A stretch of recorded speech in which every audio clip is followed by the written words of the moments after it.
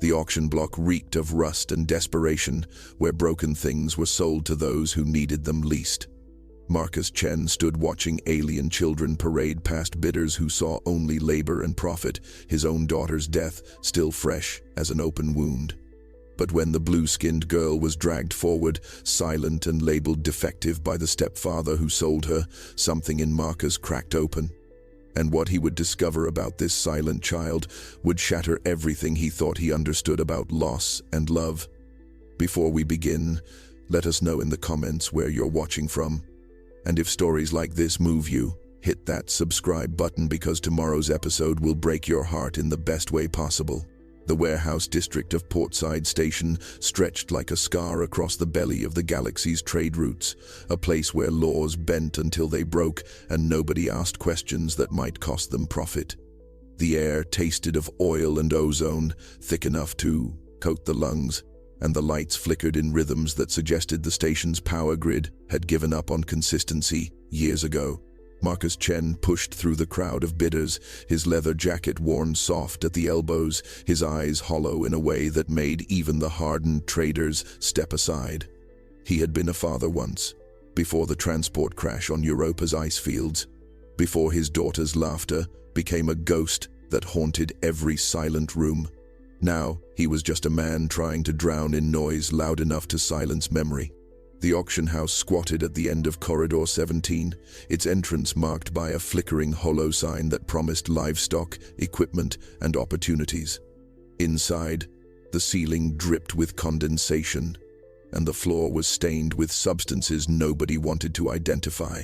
Cages lined the walls, some containing livestock bred for toxic atmospheres, others holding tools and salvage from derelict ships. And in the center, on a platform raised just high enough to make the merchandise visible, stood the children.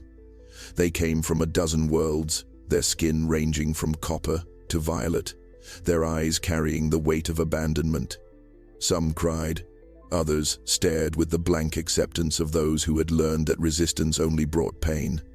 The auctioneer, a Krillian with mandibles that clicked between numbers, gestured with all four arms as he catalogued each child's supposed value. Marcus had not come here to buy. He had come because his therapist suggested immersion therapy, exposure to suffering greater than his own, as if witnessing horror might somehow calibrate his grief into something manageable. It was working poorly. Each child's face was a knife, each silent plea a reminder that the universe was vast and cruel and utterly indifferent to love. He was about to leave, to return to his cramped quarters and the bottle of Centauri whiskey that helped him sleep, when the blue-skinned girl was dragged onto the platform. She was small, perhaps 7 or 8 in human years. Her skin the color of twilight skies, her hair a cascade of silver that caught the dim lights like starlight through fog. The stepfather hauled her forward by the wrist, his grip leaving marks on her thin arm like bruises blooming in fast motion. He was Valorian, his scales dull green and patched with the kind of wear that came from cheap gene mods and cheaper living. His eyes held the calculating emptiness of a man who had long ago sold whatever piece of himself might have objected to this moment. He shoved the girl toward the auctioneer with the casual contempt reserved for broken equipment, and she stumbled but did not fall, her bare feet finding purchase on the platform's scarred metal. She did not cry out. She did not look at the crowd, her eyes fixed on some distant point beyond the warehouse walls, beyond the station, perhaps beyond the galaxy itself. The auctioneer's mandibles clicked in assessment, a sound like dice rolling in a cup made of bone. He circled her once, twice, lifting her arms to display her thin frame, tilting her head to show the delicate ridges along her temples that marked her as Celestian, a species known for their telepathic gifts and their songs that could calm solar storms. The crowd murmured with interest until the stepfather spoke, his voice carrying the practiced cadence of a man making a deal he had rehearsed. "Defective," he announced, loud enough for all to hear. "Deaf since birth. Cannot hear. Cannot speak their mind songs. Useless for communication work, but strong enough for labor. Starting bid, 200 credits. The murmurs died like candles snuffed by wind. 200 credits would barely buy a week's worth of rations. The crowd shifted, uncomfortable, their interest evaporating. A Celestian child should have commanded thousands, their telepathic abilities worth fortunes to corporations and governments alike.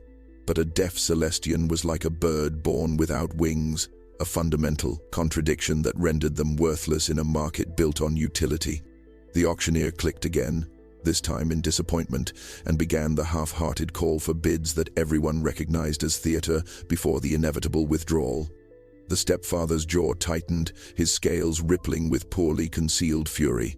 He had expected more, hoped for more, and now faced the prospect of dragging this burden back to whatever hole he had crawled from. Marcus watched the girl's face and saw nothing. No fear, no hope, no recognition of her own sale. She stood like a statue carved from twilight, her silver hair moving slightly in the recycled air, her chest rising and falling with breaths so shallow they seemed more like suggestions than survival. And in that emptiness, Marcus saw his daughter Emma's face in the hospital, after the crash but before the end, when the machines breathed for her and her eyes looked at him without seeing. The same hollow distance, the same awful peace of someone who had already left, but whose body had not yet received the message. His hand moved to his credit chip before his mind could object. The bid left Marcus's mouth like a confession, quiet but absolute. 500 credits, he said, and the warehouse seemed to inhale as one organism, drawing breath before the questions could form. The auctioneer's mandibles froze mid-click, his compound eyes swiveling to find the source of this unexpected mercy or madness. The crowd parted slightly, revealing Marcus at the back, his hand still raised, his face carrying the expression of a man who had just stepped off a cliff and was waiting to discover whether he would fall or fly. The stepfather's scales rippled with something that might have been relief or calculation, perhaps both, his eyes narrowing as he assessed this fool willing to waste credits on damaged goods. The auctioneer recovered quickly, his voice rising with renewed enthusiasm. 500 from the human. Do I hear 6? 600 for a Celestian child, strong, healthy, perfect for domestic labor. Silence answered him, thick and judging. No one bid against charity or insanity, and Marcus qualified as both. The auctioneer's mandibles clicked 3 times in rapid succession, the sound of a gavel made of chitin. Sold to the human for 500 credits. Buyer will complete transaction at the processing desk. The girl did not react, did not turn toward her new owner, did not acknowledge that her life had just changed hands like currency. She remained fixed on that distant point, wherever it was, whatever it meant. Marcus moved through the crowd, their eyes following him with mixtures of contempt and confusion. He reached the platform as the stepfather descended, and for a moment they stood face to face, human and Valorian, separated by species and united by the simple transaction of human life reduced to numbers. The stepfather's breath smelled of fermented grain and poor decisions. She eats little, he said, his voice carrying the tone of someone offering advice about livestock. Sleeps less, does not run, does not fight. You will have no trouble. Marcus did not answer, his jaw tight enough to ache, his hands curling into fists at his sides. The stepfather noticed and smiled with too many teeth. You think me cruel, human. But I kept her fed for 3 years after her mother passed. 3 years of a mouth that gives nothing back. You will understand soon enough. The girl was transferred like cargo, a processing clerk scanning her wrist chip and transferring ownership codes while she stood motionless between them. Papers were signed, credits exchanged, and within 10 minutes Marcus Chen became the legal guardian of a child whose name he did not know. The clerk handed him a data pad containing her registration file, such as it was. Name, Lyra. Species, Celestian. Age, 7 standard years. Medical notes, congenital deafness, non-verbal, no telepathic ability detected. The words sat on the screen like an obituary for potential, and Marcus felt his chest tighten with the familiar weight of loss. He looked down at the girl, at Lyra, and she looked back for the first time. Her eyes were silver, the same color as her hair, and they held depths that seemed wrong for someone supposedly cut off from the world's sounds.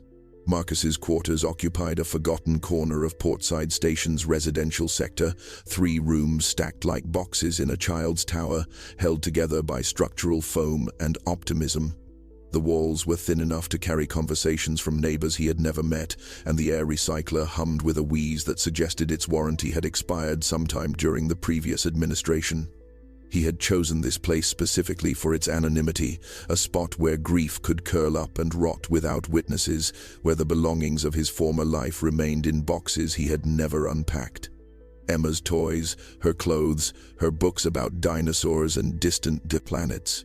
He had carried them across 3 systems and could not bring himself to open a single container. Lyra entered his home like a ghost passing through walls, her bare feet making no sound on the metal floor. She did not examine her surroundings with the curiosity of a child in a new place, did not touch the furniture or peer into rooms with wonder or fear. She simply stood where he left her, in the center of the main room, her hands at her sides, her eyes focused on nothing. Marcus closed the door and felt the weight of his decisions settle across his shoulders like a yoke made of questions he could not answer. What did one do with a child who could not hear? How did one comfort someone who lived behind walls of silence? He had been a father once, but Emma had been bright and loud, her needs expressed in volleys of words and laughter. This girl was a locked room, and he had no key. He tried speaking first, the instinct too strong to suppress. "Are you hungry?" The words fell into the space between them and died there, unacknowledged. Lyra's expression did not change. He stepped closer, moving into her line of sight, and repeated the question with exaggerated mouth movements, feeling foolish even as he did it. "Nothing." Her silver eyes tracked his face with the passive attention of someone watching clouds drift across a sky they could not reach. Marcus felt frustration kindle in his chest, then shame at the frustration, then exhaustion at the shame. He retreated to the kitchen unit and prepared a simple meal, protein paste and synth bread, food that required no skill and offered no comfort. He set it on the small table and gestured for her to sit. She moved then, crossing the room with steps so light they seemed choreographed by something other than muscle and bone. She sat, folded her hands in her lap, and waited. Marcus pushed the plate toward her and watched as she ate with mechanical precision. Each bite measured, each swallow deliberate, as if the act of eating were a job requiring focus rather than satisfaction. She did not look at him, did not make any sound of pleasure or displeasure. When she finished, she folded her hands again and waited.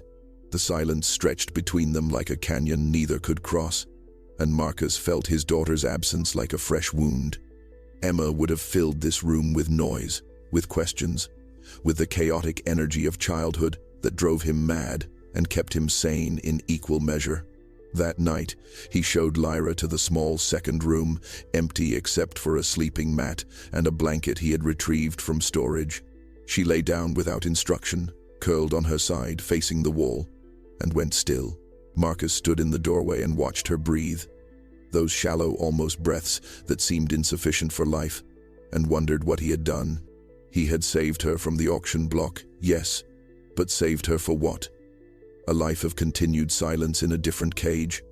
He closed the door gently and returned to his own room, where Emma's boxes waited in the corner like accusations.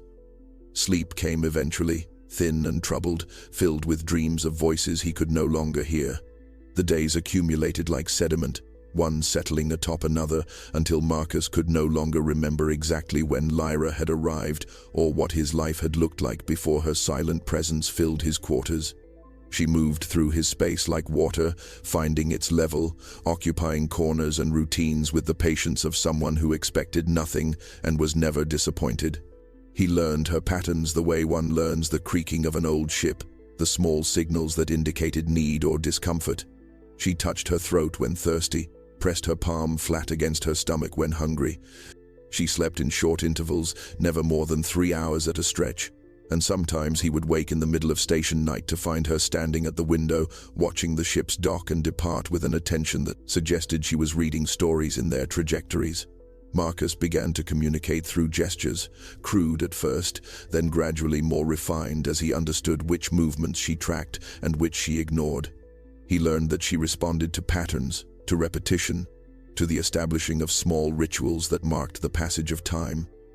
Breakfast at 0700, always the same foods arranged in the same order. A walk through the market sector at midday, where she would watch the vendors with that distant attention, never asking for anything, never reaching toward the colorful displays of fruit and fabric.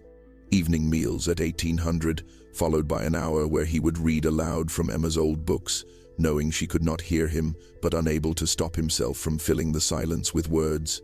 She would sit across from him, hands folded, and sometimes her eyes would track his face as if she were reading something written there in a language only she understood. 3 weeks passed this way, settling into a rhythm that felt less like parenthood and more like cohabitation with a particularly well-mannered ghost. Marcus found himself talking to her anyway, narrating his movements, explaining his thoughts, treating her deafness as a temporary condition that might lift if he simply persisted. He told her about Emma, about the accident, about the guilt that lived in his chest like a second heart beating out of sync with the first. Lyra never responded, but sometimes, when he spoke about his daughter, her silver eyes would focus on him with an intensity that felt almost like listening. He began to wonder if perhaps silence was not absence but a different kind of presence, a way of being in the world that humans had forgotten how to recognize. The knock came on a Tuesday. If Tuesdays existed in the timeless churn of station life, sharp and aggressive, the kind of knock that announced trouble before the door even opened. Marcus rose from the table where he had been trying to teach Lyra to sign basic words, his success negligible but his stubbornness intact. He checked the door's security feed and felt his stomach drop into a cold place. The stepfather stood in the corridor, his scales catching the harsh overhead lights, his expression carrying the dangerous casualness of a man who believed he was owed something. Behind him stood 2 others, Valorian males with the thick necks and scarred knuckles of hired muscle, their presence transforming a visit into a threat.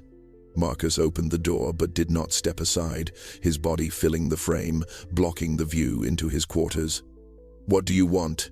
His voice came out flat, empty of the fear that pulsed through his veins like electricity.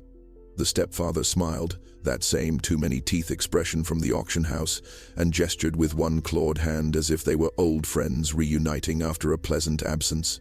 "I come to retrieve what is mine," the stepfather said, his voice carrying the rehearsed confidence of a man who had practiced this speech.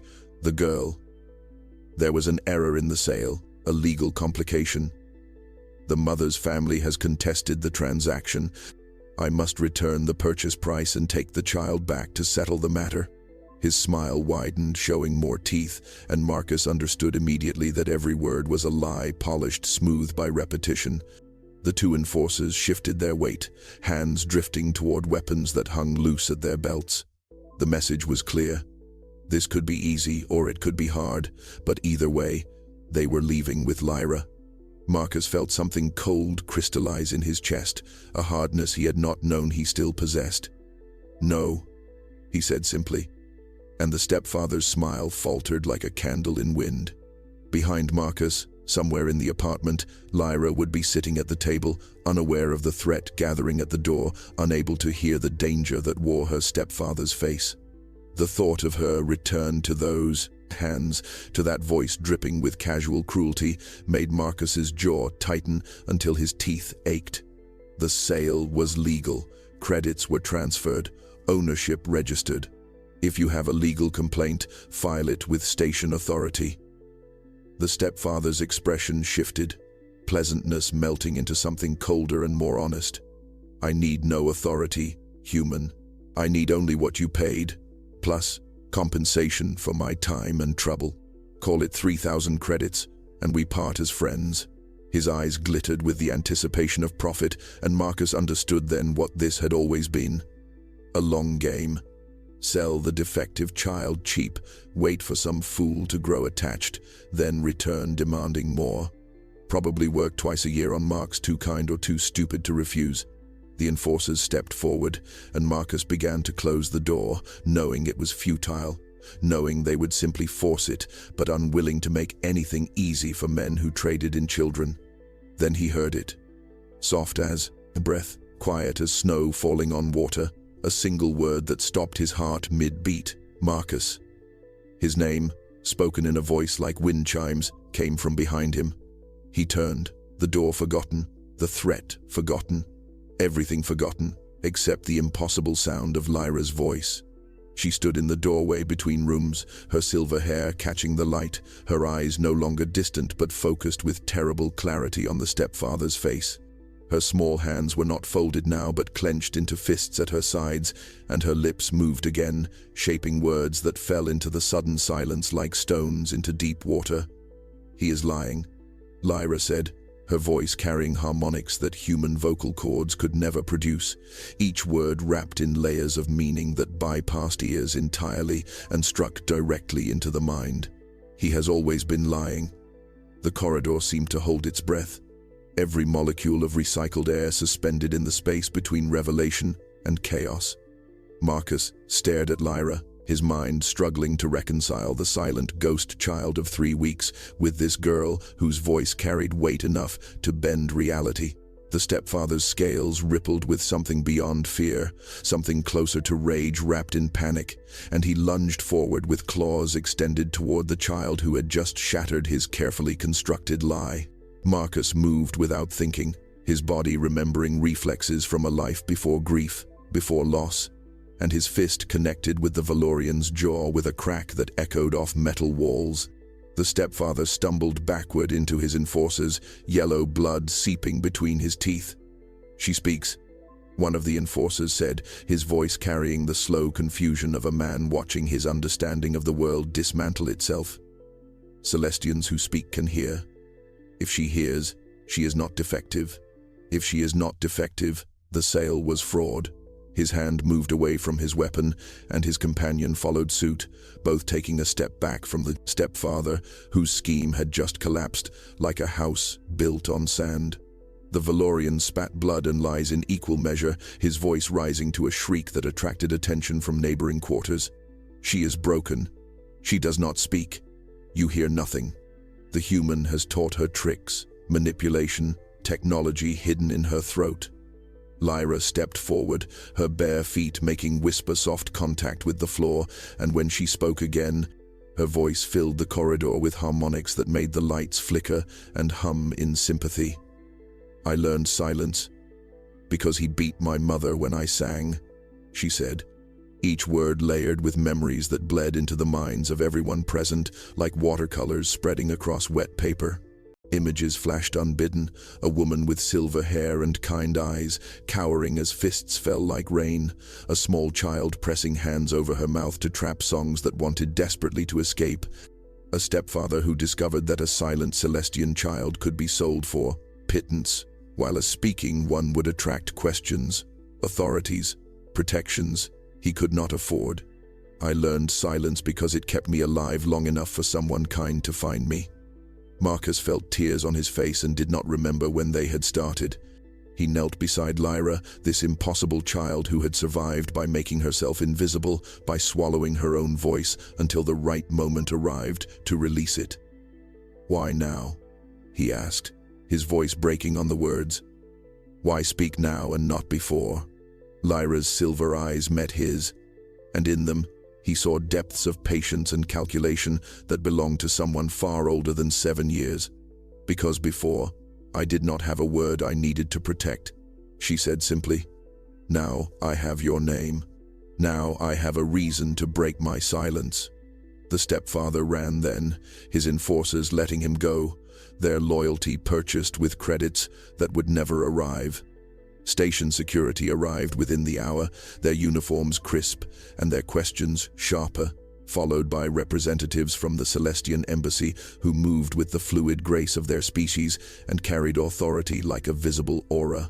Marcus's quarters became a hive of activity, officials cataloging evidence, recording statements, scanning Lyra with devices that hummed and chirped as they confirmed what her voice had already proven. She was not deaf, had never been deaf. and her telepathic abilities registered at levels that made the embassy officials exchange glances weighted with significance. A Celestian child this powerful should have been identified at birth, registered with her homeworld, protected under a dozen interspecies treaties that existed specifically to prevent what had been done to her. The lead investigator, a human woman named Chen, no relation to Marcus despite the shared name, sat across from him while Lyra underwent medical evaluation in the next room. "You understand the situation is complicated," she said, her voice carrying the careful neutrality of someone delivering bad news wrapped in procedure. "The child was sold illegally, yes, and the stepfather will face charges for fraud and abuse. But you purchased her at auction, which means your claim to guardianship exists in a legal gray area. The Celestian government has protocols for repatriating lost children. They will want to return her to her homeworld, to family, if any exist, to state care if they do not."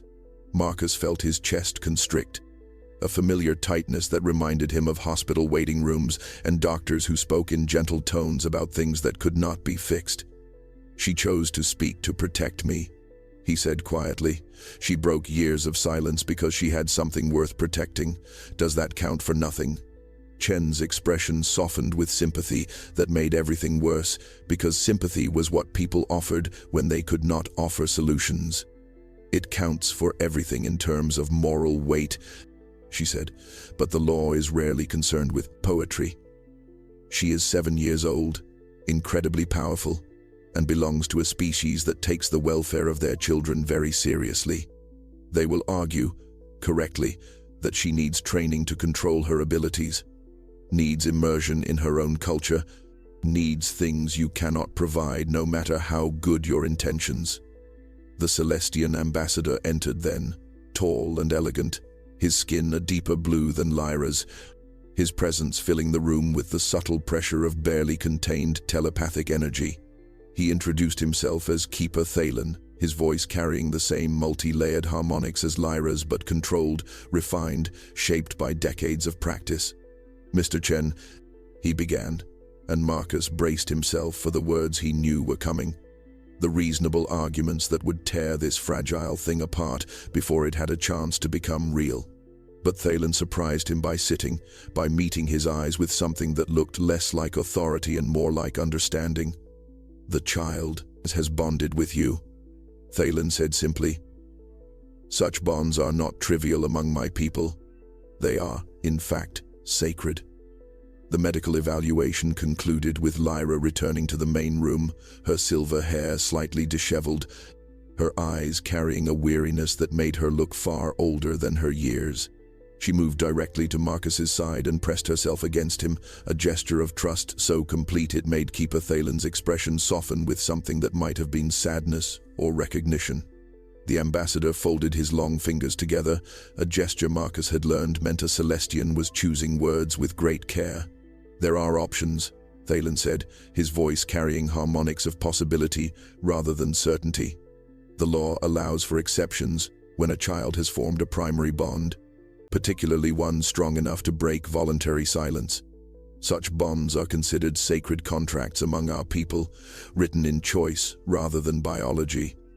Marcus felt hope kindle in his chest, fragile as a candle flame in wind. "What kind of exceptions?" he asked, and Chen leaned forward as well, her official neutrality giving way to genuine curiosity. Thalen's gaze moved between Marcus and Lyra, assessing something invisible but clearly present to his telepathic senses. "You would need to undergo evaluation yourself," he explained. "Psychological assessment, background verification, demonstration of your ability to provide for a Celestian child's unique needs. It would not be simple, and it would require you to relocate to a world with an established Celestian community where Lyra could receive proper training. You would essentially become what we call a keeper parent, a guardian who bridges species and provides emotional foundation while our people provide cultural education." The words hung in the air like a bridge extending across an impossible chasm, and Marcus felt the weight of decision pressing down on him with familiar heaviness. He had built a life of isolation on Portside Station, a carefully constructed cocoon where grief could metastasize without witnesses.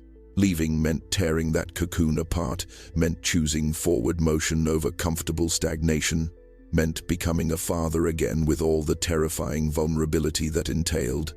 He looked down at Lyra, at this child who had survived by swallowing her own voice, and found her silver eyes already on his face. She did not speak, did not need to, because the question written in her gaze was clear enough. "Will you choose me?" Emma's face flashed through his mind, her laugh, her questions about stars and dinosaurs, the way she would climb into his lap and demand stories until sleep claimed her. He had failed to protect her from chance and physics, from the random cruelty of a transport malfunction and Europa's unforgiving ice. But Lyra was here, alive, asking nothing except that he be brave enough to try again. "What world?" Marcus asked, his voice steady despite the trembling, and in his hands. "Where would we go?" Thalen smiled, the expression carrying genuine warmth rather than diplomatic pleasantness. "There is a colony on Arden's Prime," he said. "Small, peaceful, with resources for both human and Celestian populations. You would have support, community, purpose, beyond merely surviving your grief." Marcus took a breath that felt like the first real breath in 2 years. The transport to Arden's Prime took 6 days through slipstream corridors where stars stretched into ribbons of light and time moved differently than it did in normal space. Marcus spent those days in the small cabin he shared with Lyra, teaching her words in standard and learning the basics of Celestian gesture song from instructional holos that Keeper Thalen had provided. She was patient with his clumsy attempts, her voice gently correcting his pronunciation, her laughter like bells when he accidentally signed something obscene instead of asking about weather patterns. He had forgotten what it felt like to make a child laugh, had forgotten the particular joy of being trusted enough to look foolish without shame. On the 3rd day, she told him about her mother. Her voice carried images along with words, telepathic impressions that painted pictures more vivid than any recording. A woman who sang to solar winds, whose voice could calm magnetic storms and coax crops from difficult soil. A woman who fell in love with a Valorian trader and believed his promises of partnership, only to discover too late that he valued property over people. She had died quietly, Lyra said, her voice matter-of-fact in the way children spoke of tragedies they had processed alone. An illness the stepfather refused to treat because medicine cost credits and dead wives left insurance claims. Lyra had learned silence at her funeral, swallowing her grief songs because to sing them would have invited his fists. Marcus held her while she spoke, his own tears falling into her silver hair, and understood that some wounds never fully healed but could be honored by refusing to let them define everything that came after. "Your mother would be proud," he said quietly, "of your strength, your survival, your choice to speak again." Lyra looked up at him with those ancient silver eyes and smiled. "She would like you," she said simply. "You are clumsy and sad, but your heart is clean." It was perhaps the strangest compliment Marcus had ever received, and also the most meaningful. Arden's Prime appeared in the viewport on the 6th day, a world of blue oceans and green continents wrapped in clouds that shifted like living things. The colony settlement sprawled across a coastal valley, buildings designed to accommodate multiple species, architecture that blended Celestian spires with human practicality. They landed at midday local time, the sun warm and golden in ways that portside station's artificial lights had never managed. Keeper Thalen met them at the spaceport, along with others, humans and Celestians together, a community that had learned to build something new from the pieces of different worlds. Lyra took Marcus's hand as they descended the ramp, her grip small but certain, and spoke his name again the way she had that first time, with harmonics that meant protection and choice and home. He squeezed her hand in return, this child who had saved him by letting him save her, and together they walked toward a future neither had planned, but both had chosen. Behind them, the transport lifted off, carrying away the last remnants of who they had been. Ahead, the colony waited with open doors and the promise of belonging. And for the first time since Emma's death, Marcus Chen felt something other than grief. He felt hope, fragile and new, singing softly in a voice he was learning to hear.